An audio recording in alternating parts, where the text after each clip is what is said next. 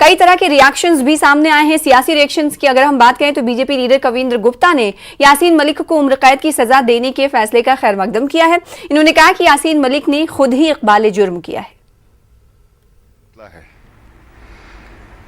वो सर्वमान्य है और मानना भी चाहिए, लेकिन इस प्रकार के जो दरिंदों को जिन्होंने 30 साल में तबाही की है, इससे ज़्यादा सख्त सजा की जरूरत थी।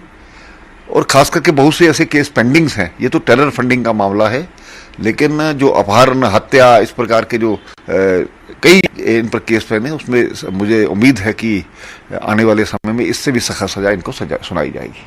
तो लगता है कि ये सही जस्टिस हुआ? देखिए, न्यायालय पर सवाल खड़ा करना, उन्होंने सबूतों और दूसरे चीज आधार पर ये काम किया है, उसका हिसाब से ही फैसला सुनाया है, तो मुझे लगता है हमें होना चाहिए। इसके साथ ही मैंने पहले कहा कि जो इन पर और केसेस है हत्याओं के या माहौल वहाँ पर ख़राब करने के, पाकिस्तान के इशारों पर काम करने की, ये सब चीज़ें पहले से तय है और इसको मद्देनज़र रखते हुए उन परिवारों को कम से कम न्याय मिलेगा जिनको कि आज तक 30 सालों में किसी ने पूछा नहीं, किसी का परिवार का कोई व्यक्ति चला गया, किसी का अपहरण किया, किसी को मारा गया।